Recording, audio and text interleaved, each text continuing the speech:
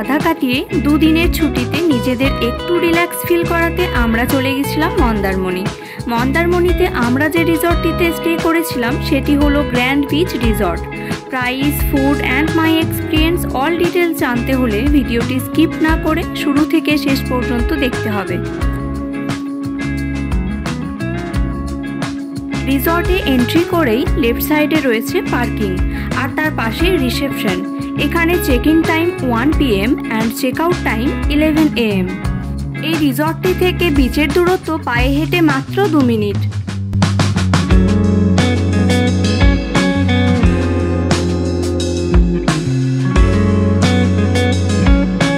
Reception থেকে just বেরিয়েই রয়েছে ওয়াটার পার্ক। ওয়াটার পার্কের ওয়ান সাইডে রয়েছে কটেজ অ্যান্ড অ্যানাদার সাইডে রয়েছে রুমস।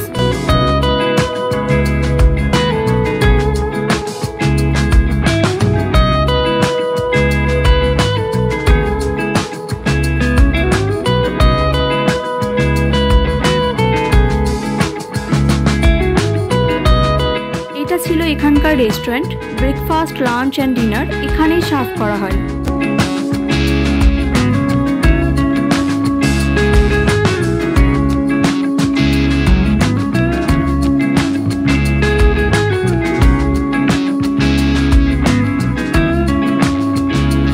ওয়াটার পার্কের অপোজিটেই রয়েছে একটি সুইমিং পুল অ্যান্ড সুইমিং পুলের বোথ সাইডে রয়েছে কটেজ। আমরা যে কটেজটি বুক করেছিলাম সেটি ছিল সুইমিং পুলের কাছে। এখানে 4 ক্যাটাগরি কটেজ অ্যাভেলেবেল রয়েছে: classic cottage, premium cottage, executive triple cottage and superior family cottage. আমরা যে কটেজটি বুক করেছিলাম সেটি ছিল প্রিমিয়াম কটেজ। আমাদের কটেজের একটি ছোট্ট ট্যুর শেয়ার করলাম। আমাদের কটেজ নাম্বার ছিল 1007। রুমের সাথে সাথে কটেজের প্রাইসটা একটু শেয়ার করি। আমাদের এই কটেজটির ট্যারিফ ছিল 4500 পার নাইট, বাট উইকেন্ডেজ অ্যান্ড হলিডেজে এর ট্যারিফ থাকে 5500 অ্যাবভ।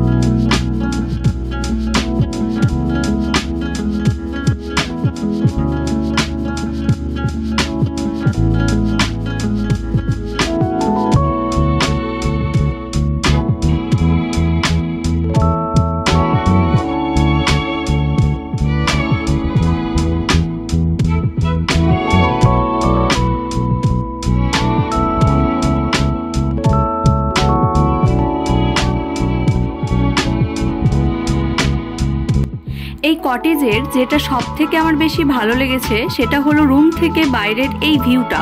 সুইমিং পুল থেকে গার্ডেন এরিয়া, পুরো ভিউটা এই রুম থেকে দেখা যায়।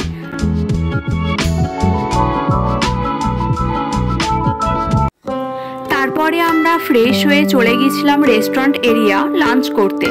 এখানে লাঞ্চ করার 1 ঘন্টা আগে ইনফর্ম করতে হয়েছিল আমরা লাঞ্চে কি নেব। আমরা অর্ডার করেছিলাম 2টি ভেজ থালি, যেখানে ছিল মোটামুটি একটা অ্যামাউন্টের রাইস, মুগ ডাল, ঝুরি আলু ভাজা, বেগুন ভাজা, আলু পোস্ত, শুক্তো, চাটনি, মিষ্টি দই, পাঁপড়, স্যালাড। আর নিয়েছিলাম সাদা ভাত, পমফ্রেট ঝাল, নাল্লি রোগান জোশ, মাটন কষা। সব খাবারই ঠিকঠাক ছিল, বাট মাছটা একদমই ফ্রেশ ছিল না। আমার একটুও ভালো লাগেনি। সি ফুড আমি খুব পছন্দ করি, আর মন্দারমণি আসার এটাও একটা কারণ। পমফ্রেট ফিশটা নিয়েছিলাম ট্রায়ালের জন্যই। ফিশের কোয়ালিটি ভালো হলে আরও অন্য ফিশ ট্রাই করতাম, বাট ফিশের কোয়ালিটি ভালো না থাকার কারণে অন্য ফিশ ট্রাই করার সাহস হলো না।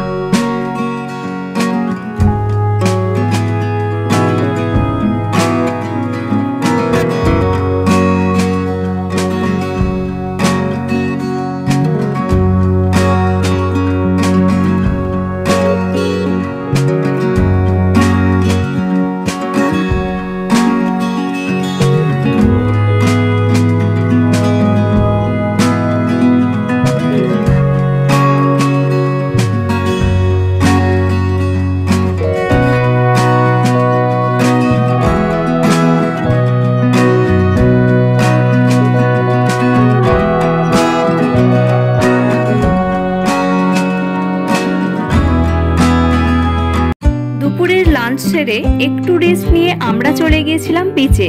আর খোলা হাওয়ায় অনেকটা সময় কাটানোর পর চলে গিয়েছিলাম বিচের ধারে একটি ছোট্ট দোকানে।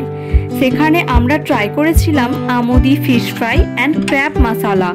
আমোদি ফিশের ক্লিপ নেওয়া হয়নি, বাট ক্র্যাবটা অনেক টেস্টি ছিল। আমরা একদমই ভাবতে পারিনি এত ফ্রেশ ফিশ অ্যান্ড ক্র্যাব পাওয়া যাবে। আর রান্নাটা এতটা টেস্টি হয়েছিল, এখনও আমার মুখে লেগে আছে। দুপুরে লাঞ্চ করার পর যে ডিসঅ্যাপয়েন্টমেন্টটা ছিল, সেটা ক্র্যাব খাওয়ার পর অনেকটা কমে গিয়েছিল।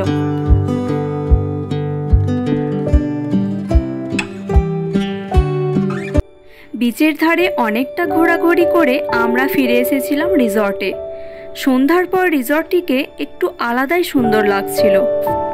ক্যাফের সামনে ছিল বেশ কিছু চেয়ার টেবিল, সেখানে সবাই তাদের ইভিনিং স্ন্যাক্স এনজয় করছিল।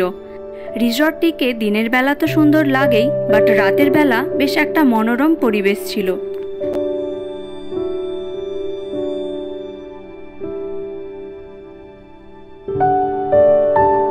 আর এটা ছিল ক্যাফে। ক্যাফের ভেতরেও বেশ কিছু সিটিংয়ের ব্যবস্থা রয়েছে। এখানে অনেক সুন্দর সুন্দর পেস্ট্রি অ্যান্ড কুকিজ অ্যাভেলেবেল ছিল। আমরা রেড ভেলভেট পেস্ট্রি ট্রাই করেছিলাম, অনেক সুন্দর ছিল।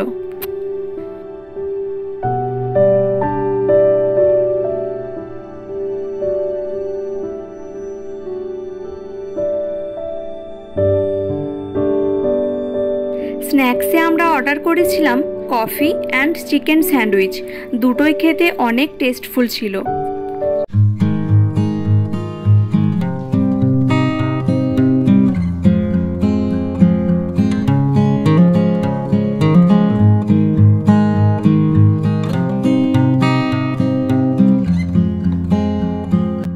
রাত নামতেই আমরা চলে গিয়েছিলাম ডিনারে।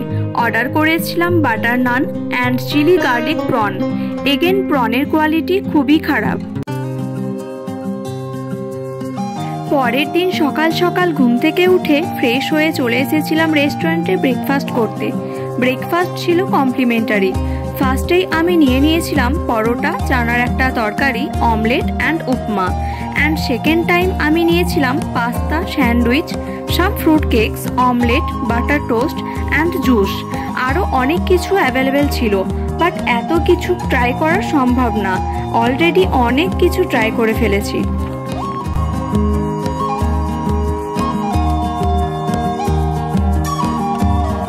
সো এটা ছিল আমার গ্র্যান্ড বিচ রিসর্টের এক্সপিরিয়েন্স।